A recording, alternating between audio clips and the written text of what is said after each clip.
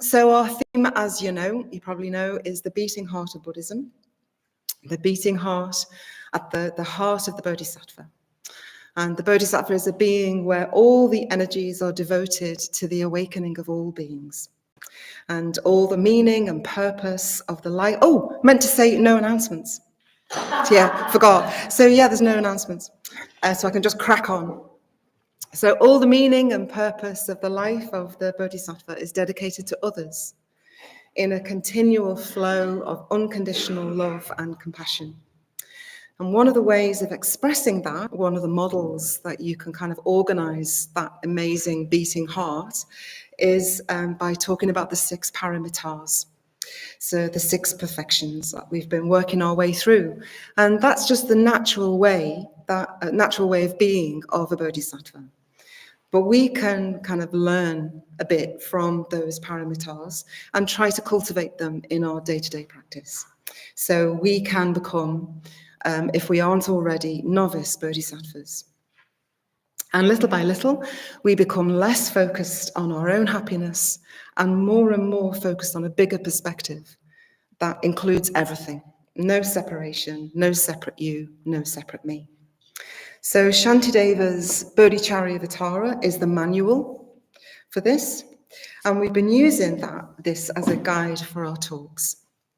So we've seen dana, ethics, kshanti, virya, and tonight dhyana, the perfection of one of the best translation Sanghagita says for dhyana is meditative concentration. So those two will be used interchangeably. And it's dead exciting for me, this, because only a few years ago, I would not have been able to give this talk because, Surya Mati gave a talk a few years ago called 10 Years of Rubbish Meditations. You might remember that? But I've had 20 years of rubbish meditations, and only in the last few years, I've started to have a glimpse of what I'm going to talk about tonight. And it's so fantastic. I can't tell you how nice it is to be able to just inhabit some of what I'll be talking about in a small way, but it's huge for me. So I'm really excited about it. I'm glad to get this one. So the talk it's called Standing Between the Fangs of the Defilements. Dun, dun, dun. Somebody said just then we should have had like people standing either side with dripping fangs and curtains swooshing and things. But another subtitle for the talk might be something like just have a go. Play in meditation, talk about meditation, and try and set up the conditions for dhyana to arise. So perfect dhyana is an aspect of the play of the bodhisattva, the enjoyment that a bodhisattva experiences in the vast open space of the enlightened mind. And we only have to look at the face of the bodhisattvas, the faces of around the building, that kind of peaceful, tranquil faces, enjoying the bliss of meditation. And also those wild ones, the wild beings with the hair and the teeth, what seem like angry faces of the Darkanis and the wilder looking bodhisattvas. They too are coursing in the bliss of dhyana. So it doesn't always look the same kind of thing. But bodhisattvas don't just sit round on lotuses. They're capable and highly resourced beings, and they have unlimited energy. They're engaged with lots of different kinds of people all the time, while never leaving the deep peace of dhyana. And Sanghagita described meditation, concentrated meditation, as the uninterrupted flow of positive mental states. So the uninterrupted flow of positive mental states. So that could be describing mental states off or on the cushion. It could be a formal sitting practice, or it could be engaged in activities with others, or it could be being absorbed in dhyana while you're painting or watching a beautiful sunset, or so we don't want to start pinning down what dhyana looks like and how dhyana comes about. We shouldn't pin it down, but it's about being absorbed but fully engaged at the same time. So whilst being in a state of total renunciation, the bodhisattva is she or he is not attached in the world, but definitely in the world. That expression, in the world, but not of it. So I really want to kind of try and convey that the words that I'm going to use to talk about dhyana won't be adequate to describe the direct experience of the meditative experience of dhyana. We mustn't take what I'm going to say literally or think of me as any kind of authority on any particular meditation method. I'm not. And I'm not going to try. I'm not going to try to pin it down with words, what can only really be glimpsed in our own experience. But it can be our experience. We can do it. If I can get concentrated in meditation, then anyone can. So this isn't even a talk about how to experience dhyana. If anything, it's an encouragement that it is possible and to persevere. 20 years of rubbish meditations. Put the conditions in place and know that it is possible for a human mind if the conditions are conducive. So the Bodhisattva is completely free of the world whilst being fully engaged in the world. Not simply active, running around doing lots of things for others, feeling unaware pressure to help others, getting exhausted, compassion fatigue. The activity of a bodhisattva is the expression of deep meditation profoundly involved with others. So Shantideva says in the Bodhicharyavatara, having increased one's energy, virya, like we did last week, they kind of build on each other. The paramitas build on each other. I noticed when you did ethics and I did Kshanti the week after, I really noticed that I needed my mindfulness to be able to be in the gap and practice Kshanti. And we need virya to be able to practice dhyana. So all the talks build on each other. So if you haven't seen them, you could go back and have a look. All the paramitas, although they're limbs of an expression of the enlightened mind, they're also cumulative. They feed into each other. So having increased one's energy, virya, one should stabilize the mind in dhyana, because one whose mind is distracted stands between the fangs of the defilements. So what are the defilements? Defilements is a word that's used to describe any function of the mind that arises out of unskillfulness. So when we're distracted, these fangs are just there waiting to bite us. So selfishness, anger, jealousy, hatred, all come out of a distracted mind. And it just does. We don't have to give ourselves a hard time about that. It's just knowing that it does. But the bodhisattva is absorbed in skillful mental states, a continual flow of skillful mental states. So the task, if we're practicing the paramita of perfect dhyana, is to free oneself from distraction and from the defilements to become absorbed in skillful mental states. So Shantideva says, distraction does not occur if the body and mind are kept in solitude. Therefore, one should renounce the world. Well, we know Shantideva sets a bit of a high bar. We know from the quotations that we've heard over the last few weeks, a very strict monastic practice. We are not going to go off, are we, and live in the forest. But we can create the best conditions possible for meditative concentration to arise. So we need to do things like go on retreat. It's hard when we've got little ones at home, or, we've got, when our conditions day to day don't support being able to just go off and stay away from home for a weekend or a week. It is hard. But going on retreat will give us the best chance possible to get concentrated. And that is really what we can do to answer Shantideva's exhortation of renouncing the world, is by just packing our bags and going away without our phones and being on retreat for as long as we can. And there are lots of retreat centres in Triratna where there are some where you don't have to pay. It's dana-based, like Sheffield. So money isn't a consideration.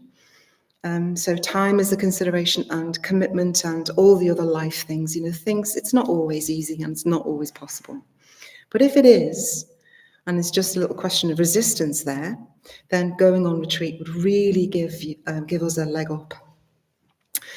Shantideva focuses on letting go of worldly concerns and worldly concerns and interests, letting go of them as a prerequisite, essential prerequisite for dhyana, for meditative concentration. And we can give ourselves half a chance of doing that by being on retreat. If we keep our minds constantly involved in the prapancha that comes out of being on our phone, the social media, that we're involved in the news, we'll find concentration almost impossible to achieve. So to practice meditation, we need to take the occasional holiday away from that, which is one reason why retreats are so good for practicing meditation. And Sangha actually says that order members should do a 1 month solitary every year. I certainly haven't done that, confession. But it's something to really think about, and we're going to really consider that. That is something that I'm sure would help me. But we do have, hopefully, where we have conditions where we can at least sit for just a few minutes every day. And that daily letting go has a drip effect. Even if it's just a few minutes every day of sitting, that is very important. An opportunity for us to put away our vain imaginings. We can get a glimpse of what it might be like to be free of distraction, even if it's just a glimpse of being free of distraction. So Shantideva talks about the paramita of perfection of dhyana, meditation and concentration, in terms of, I think it's samatha and vipassana. And I was going to write them up, but I don't know how to spell vipassana. And I didn't have my book with me. So samatha, S-A-M-A-T-H-A, I think. And Vipassana's got a Y in it somewhere, but you can spell it as V-I-P-A-S-S-A-N-A. So samatha and vipassana, these two aspects of the mind. And Shantideva talks about dhyana and refers to these two. So the dhyana comes about with the perfect unity of samatha, which is tranquility in the mind, and vipassana, which is clear vision. Sanghagita called it clear seeing. He translates vipassana as clear seeing. So I'm just going to talk for a little bit about samatha. So this is the word is interchangeable with dhyana, and it's about calming and pacifying the mind. So it's an aspect of meditation where we try and cultivate a calm mind. So the heart calms down, the mind calms down, and it's very integrating. And from here, we can let go into dhyana. But it's not pin downable. It's not like you do this and then that happens. I don't want you to think that all you have to do is do this and then that happens, because conditionality is not like that. We put the conditions in place and then we let go. And we, out of those conditions, then meditative concentration might arise. So you might do various methods of meditation practice. There's loads of different kinds of meditation. And Shantideva doesn't specify, because he kind of takes it for granted that the monks in the monasteries where he was teaching would have their daily meditation practice. But what I'm going to talk about is my own experience of samatha and vipassana. But I wouldn't ever want you to think that it has to be this way. We'll all have our own ways in. But the point of this talk is to get us asking questions about our meditation. That's really what the point of it is. And if you're thinking about going on retreat and thinking about taking up a more consistent meditation practice, then my work is done. That's all I have to do. So when the mind is calmed, then the hindrances can fall away. So you've got 30 seconds with the person sitting next to you. What are the hindrances? Go.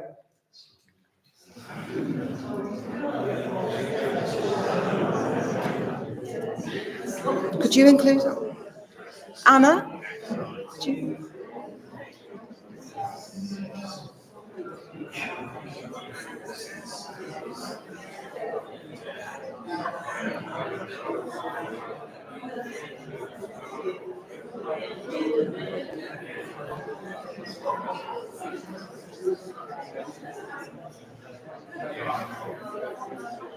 Okay, so let's hear them. You definitely know them, because if you've ever meditated, you know them. Okay, what are they? Let me know. Sloth and torpor. Have you ever felt like you're meditating through treacle, fog? You feel like you can't move, you can't sit up straight, you just can't think. That's sloth and torpor. Ill will. Have you ever sat there seething about that person who cut you up on the motorway? Then you've experienced the hindrance of ill will. Sense, the distraction of sense experience, yes, wanting. Have you ever been sitting there wondering what you're going to have for your tea, thinking about the piece of toast you're going to have with the coffee when you finish your meditation? Have you ever loved the delicious kind of the nature of your thinking? You know, your thoughts that are just so interesting and fascinating. Then you've been in the grip of the desire for sense experience. What else? Doubt. Yeah, that's what Paddy was saying. His was doubt. So doubt and indecision. Have you ever thought, "Oh, I'm doing the wrong one. I should be doing meditate. I should be doing the mindfulness of breathing," or "Oh, I should have my neighbour in the difficult stage," and all of that. You've been in the grip of doubt and indecision. What else? What's the fifth one? Or the fifth one? Restlessness and anxiety. Have you sat fidgeting for 40 minutes with that itch that you keep wanting to scratch? Or you're kind of going from anxious thing to anxious thing, all the things you've got to do today, all the messes that you made all day long if you meditate at night.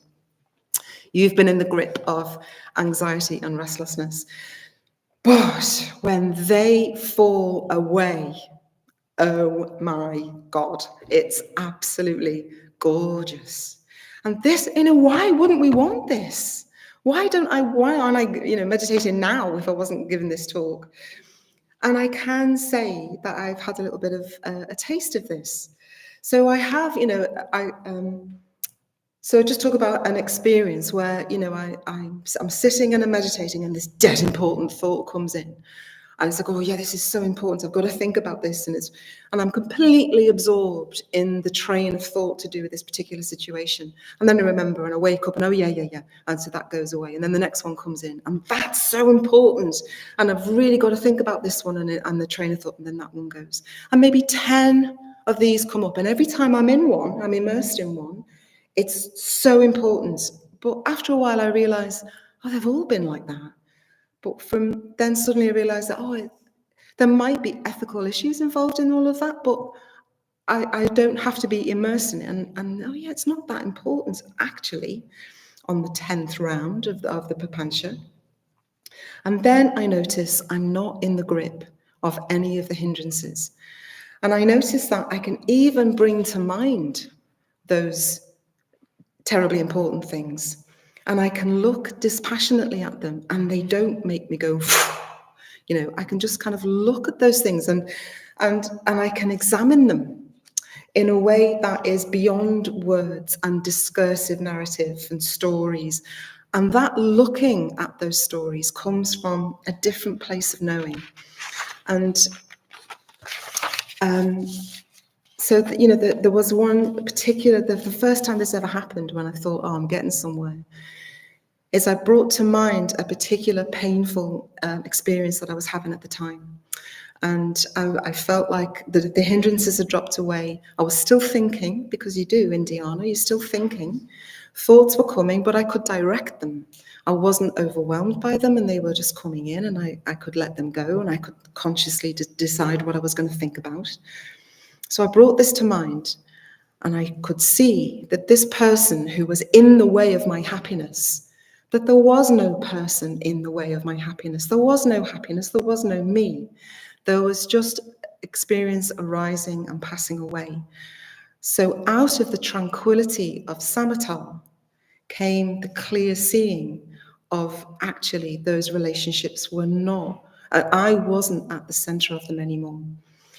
I saw through that story to the truth of what was underneath. And out of the tranquility of samatha, I was able to see the truth that there was no separation between me and them. And the me in here and the them out there was kind of dissolved.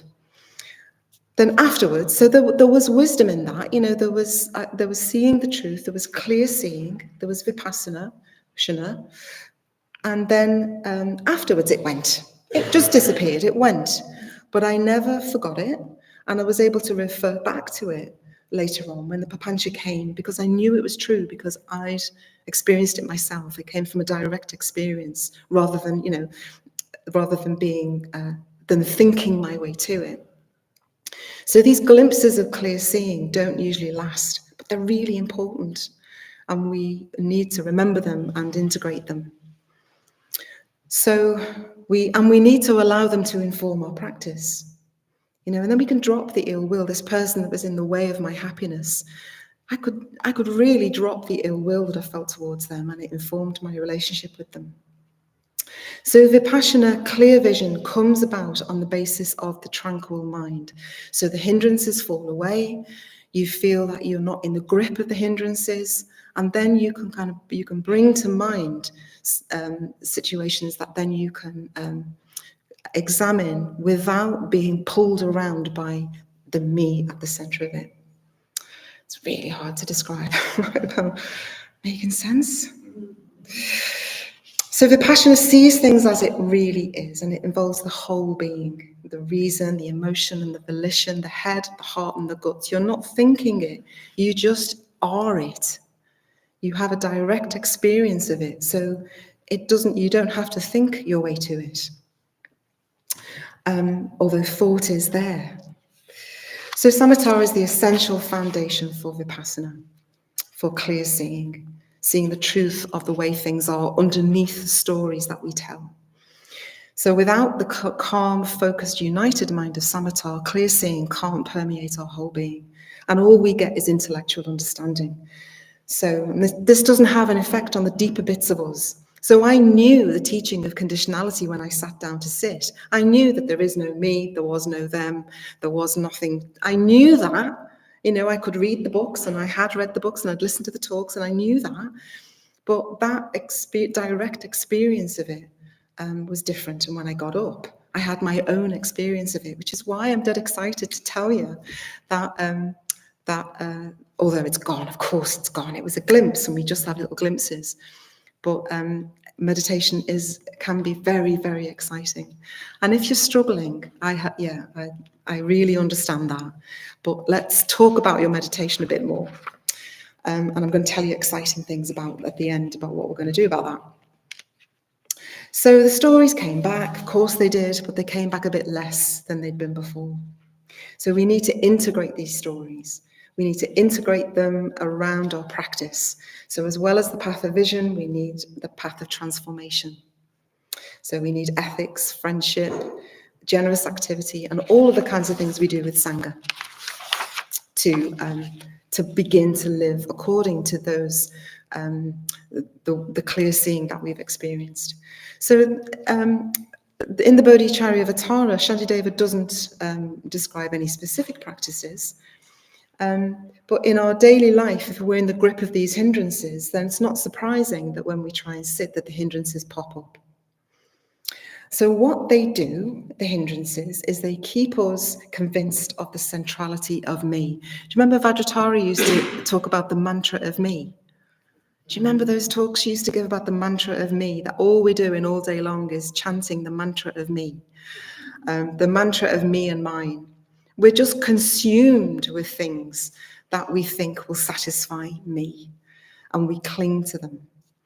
And he talks in his book about how we can find no pleasure and can't remain in meditative concentration when we're distracted.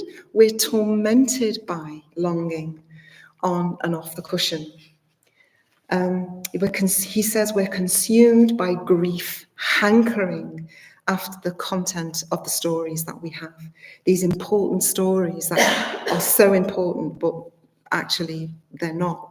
until we get underneath them and see them for what they really are, just a collection of thoughts and stories, just distractions that are so seductive, but they're just a collection of thoughts that keep us locked into this loop of suffering. So we sit down, the thoughts come in, dead interesting, oh yeah, that's a really interesting one, they pass. Next one comes in, oh yeah, that's really interesting, and they pass. Paranita was saying that it takes her 40 minutes sometimes for just that to stop. Just that to stop for the oh yeah, that's really interesting, let it pass. And 40 minutes just to calm that down. So, and then, but it's worth it, she says it's worth it.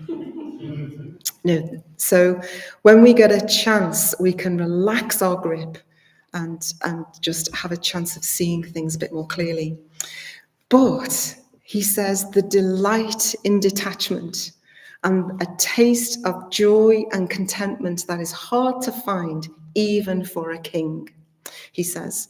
So this is the joy and the delight and contentment that is available to all of us.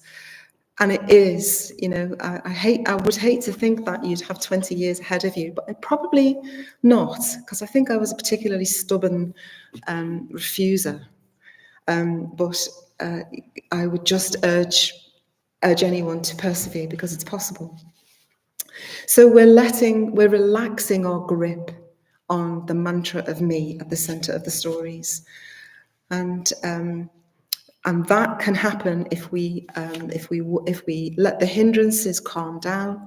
We know what to do with the hindrances. The hindrances can't fall away, and then we find some tranquility and contentment.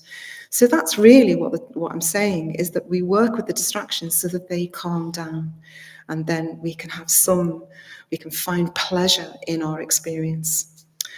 So samatha is contentment and tranquility and calm and relaxation. Yeah, but not worldly relaxation. It's not spa baths and candles.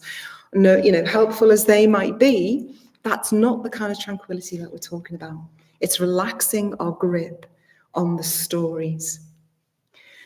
That's the relaxation that we're talking about, because at the center of those stories is me. So the stories about work, the stories about the things that are the things that we want, the things that we don't want. There's a me at the center of those stories. If we can relax our grip on those stories, and then we can start to see more clearly, see more clearly what's underneath those stories. And it's just the bliss, so enjoyable. It's just so enjoyable. It really is very, very enjoyable. I can't believe I'm saying this. I can't believe that I'm actually able to stand here and say that meditation is enjoyable. Honestly, I'm not making that up. You know this, don't you? You know this to be true. And I can imagine if it was me sitting in the audience 20 years ago, I'd be like, shut up talking about meditation being enjoyable, because it's not, it's a slog and I hate it. There we go. So in the total absorption of the flow of skillful mental states, we can drop the fixation on me. And this is where Shantideva wants us to go. He has a really interesting approach to the clear seeing, to Vipassana. He focuses in the Bodhicharyavatara in putting ourselves in other people's shoes. So his approach to seeing things clearly is to exchange self with other, so that we start putting other people before we exchange. We put, instead of having the mantra of me at the center of me, we start to open up and see the world as more of it's not all about me, that there is a much bigger perspective that we can take, and we can start doing that by just experimenting with a different point of view, with seeing things from other people's points of view. So instead of being here all about me, we start to open up and just notice that the world is full of people just like me. So there is no wisdom, he says, in a single point of view. I think that might have been Sanghagita actually. There's no wisdom in a single point of view. So we can put ourselves in other people's shoes in the Metta Bhavana. That's what we can do. So here we can stop relating to people for what we can get out of them. And I can remember so distinctly, I used to run singing groups in the First Street Community Centre, and there was a bell on the door. And every time the bell rang, I was like, oh, great, someone's coming to give me money. And so it was just such a horrible thing that, the first time I took the group, I wasn't thinking, oh, wonderful, somebody's going to come in and really enjoy the pleasure of singing with me. The first thing, and I did think that, obviously, I did think that because it was really good fun and we had a great laugh and it was great. But the first thing that went through my mind is, oh, somebody's going to come in and help me pay for the room. So it was like they were little walking pound signs coming into the room. I didn't see them as human beings. And that was a hugely important lesson on how I was at the centre of that. I feel a bit ashamed saying that, but there we go. That's just how it is sometimes, isn't it? What's in it for me? Most of the time, that's what we're thinking. What's in it for me? On some level, this is going on all the time. So even the Bodhisattva path becomes another version of what's in it for me. Clinging to the stories that we tell about ourselves. I'm kind, I'm not kind. I'm generous, I'm not generous. I'm good enough, I'm not good enough. The competitive bodhisattva. But the Metta Bhavana represents a new and a purified relationship with others. So it's the sameness of others and the sameness of me and the sameness of you. So reflect like this, he says, that all have the same sorrows and joys as I. So I should guard others as I guard myself. So we should reflect on the sameness of all beings, the equality of the self and other, going through each of the stages of the Metta Bhavana, sharing our suffering and sharing our happiness in common. There's no difference. That word guarding, protection, care, refuge, look after, loving others as we love ourselves, and we can practice in the Metta Bhavana. So imagine being able to do that. Just imagine being able to do that. Not wanting the last biscuit, not wanting the seat on the train, not wanting to be rejoiced in more than you, not want, it's absolute freedom. So no weirdness about giving, no exhaustion. So it's real freedom. So we don't need to know anything about anyone else to know that everybody doesn't want to suffer and everybody wants to be happy. So I'm going to really whiz through because I need to finish. So what we're saying is, in the tranquility of a mind that's not distracted, we can calm and settle the mind, and then we can look at the stories that have come in that meditation, and we can perhaps look at them a bit more objectively, with a bigger perspective, with a mind not crowded with hindrances. And from that perspective, we can see underneath the stories to what might actually be going on for us. We can use the Metta Bhavana by going through each of the stages, and we can exchange ourselves for them. What would it be like to wake up with their history, with their conditioning, with the clothes they're wearing, with the homes that they live in, with the life that they've had? What would I be like if I was like them? They want to be happy, I want to be happy. They don't want to suffer, I don't want to suffer. We can reflect like that in the Metta Bhavana. And that's a perfect kind of working ground to imagine what it would be like to be somebody else, as Shantideva suggests that we do, exchange ourselves for others. So we can transform into a being that is a friend to everybody, or at least can be friendly to everybody. So I would suggest our homework is see if you can spot the stories as they arise in your meditation. See if you can spot the stories and relax your grip on them. See if you're chanting the mantra of me, what's going on for me in those stories. See if you can calm down the hindrances, and see if then you can bring in each of the people in the Metta Bhavana and exchange. What would it be like to be them? So again, Vajratarya used to talk about the gorilla Metta Bhavana, as in not the gorilla, not gorilla, on the bus, in the queue at the supermarket, cultivating a free mind and being free of the hindrances, standing in the supermarket, noticing the hindrances as they arise and seeing if you can calm them down. And then imagining what would it be like to be the person in front or the person behind.